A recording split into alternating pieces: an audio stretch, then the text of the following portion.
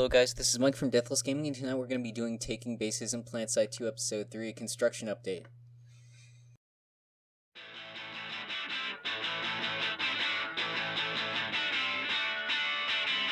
Someday I'll let you apologize, and I'll accept your apology, and tell you just exactly what I see.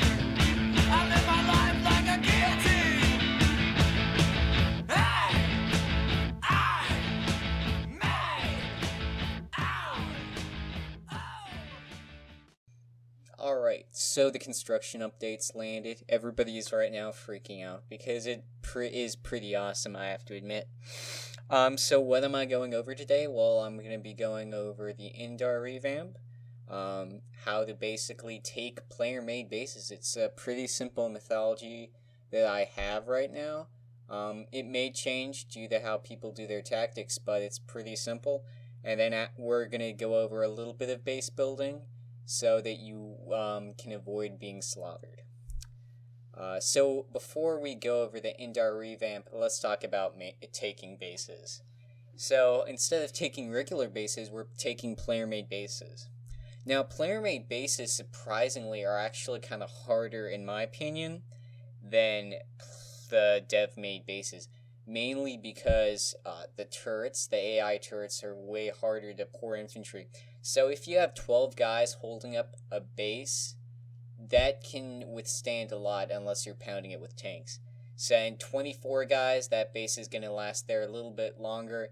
48 guys, it's going to take a good 96 plus pop, in my opinion, to get that base down.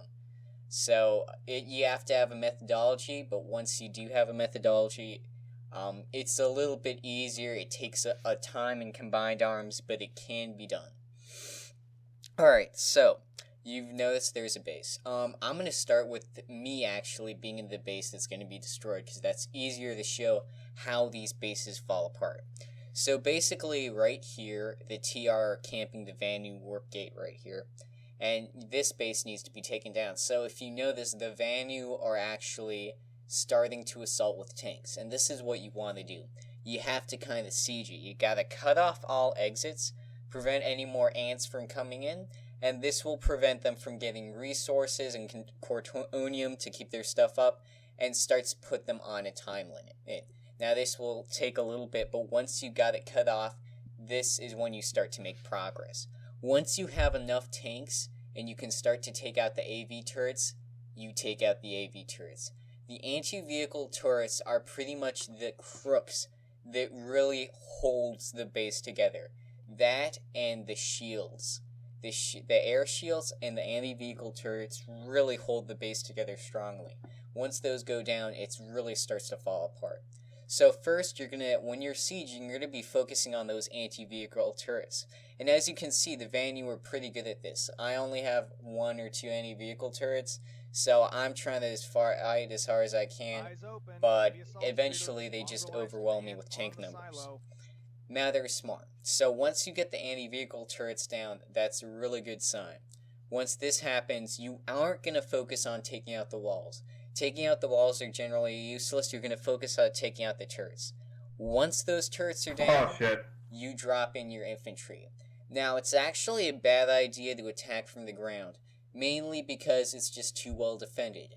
As you can see, well, the NC drop in, but if it was a VS platoon, it would have been the same thing. A platoon basically drops in and swoops in. And this is perfect, because the vehicles, as you can see, have taken out all the turrets. We're starting to get into utter confusion, and then all hell breaks loose when that squad of guys drops in. And this basically allows the VS to push up and take that base. So base taking is pretty simple, just to recap. You're going to start to cut off all exits to the base.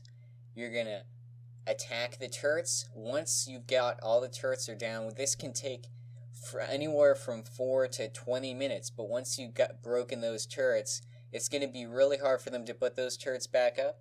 Once those are down, you're going to drop infantry in from Gals or Valkyries. Either way, they're going to either C4 or just wipe out everybody in the base by killing them. And once that happens, the base just falls apart because, the sun goes down to crap. So that's really a pretty good methodic sort of way to do it. Now, the only problem is when you have tanks come in. And when you got tanks defending that base, it's going to get really hard. And so that's where we're kind of still trying to figure out how this construction system goes into the game. Is, how do you take this base when there's a lot of tanks? It's kind of just a stalemate at this point. And I think people will develop more tactics over time. Maybe I'll come up with a couple ideas. But it's definitely going to take more time before we got more strategic ways of taking a base. Alright, now that that's done, let's go over the Indar revamp. Indar's totally changed. But right now, I'm not going to really focus on the revamp itself. I'm going to be going over where it's a really good place to place spawnable bases. So, the Indar revamp has kind of shifted things a little and put value in the North Indar area. The Indar area, right where I'm pointing at right here, has a lot of value. And that's kind of hard because you know how that warp gate usually won all the alerts because of the territory? Now they're actually kind of the guys getting camped because it's really easy on those type of planes to build bases and get close to the warp gate and get 100% on your VP gens. So really, the Indar planes after that drop-off has gotten a lot more value than it would. And also, the warp gate we hated that was surrounded by that rim to the southeast, which we all thought, was never going to have any prevalence, is actually now probably one of the best warp gates. Because it's practically impossible to build a good base there, since the cliffs offer great C4ing places on the VP gens. So now it's almost impossible to get guys in and start to build VP gens unless you build it on top of the cliffs, which then get assaulted by air. So that's it's turned into a more versatile base. And then kind of this plain area between the Paris Eastern Groove and Vanu Archive has gained a little bit more value than it was because of the plains. So why am I saying these flat areas are gaining so much value? Because as I'm going to go into building bases, you kind of want a flat area when you're building a base, and I'll go into why. So that's pretty much how Indar has gone. Esmir's also got more significance. It always was one of my favorite continents, but now it's really. Amerish is kind of gotten a little bit worse, and so Hassan's really took a turn for the worse. So they're going to have to figure out how they want to incorporate it. But the good news is for the people who don't like the base update, Hassan and Amerish are more of, the genuine take territory gameplay. Alright, so before I leave the video, let's go into constructing bases. So generally, like I said before, you're going to want to do plains. And why do you want a flat area? Well, number one, when you choose an area that has cliffs and is kind of in a gulch, you get positives, meaning that you get natural walls. But one of the biggest negatives is infantry can kind of creep along and then come over those natural walls, especially with light assaults, and drop C4, or tanks who are assaulting your base can get a cover more easily. So when you build in your base in a nice open area, this allows your AV turrets to pretty much take out all the tanks that are trying to attack the base. So when you build a bases, keep in mind one thing. It doesn't matter really how much the base is, as long as it's got good walls, which is generally circle.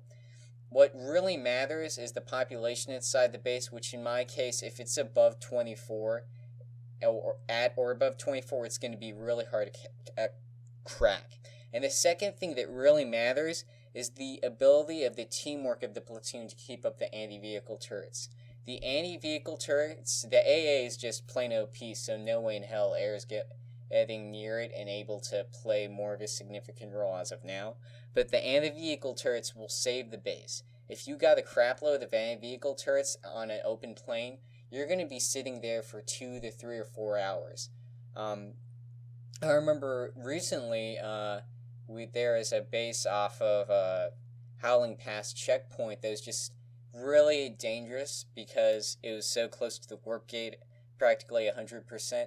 But the thing is, the VS put 48 guys in there, and here's like 96 plus TR going against these 48 guys, and they're able to keep up these vehicle turrets and just keep on as it was just hell.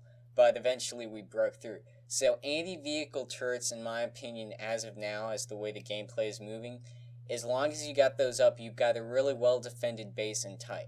But also, losing a wall, losing a lot of turrets, losing your sky ceiling, or sky shield, is going to have devastating effects on your bases. But as of right now, I think your anti-vehicle turrets should be your primary concern.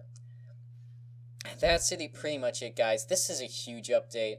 I know I only scratched the surface of some things, a few, and I know some of this may sound like, oh, well, I don't necessarily agree with that. Right now, I think we're all trying to figure out how this is incorporating. So this is just my general feelings of how the gameplay is going right now, and how I'm using general strategies to kind of win.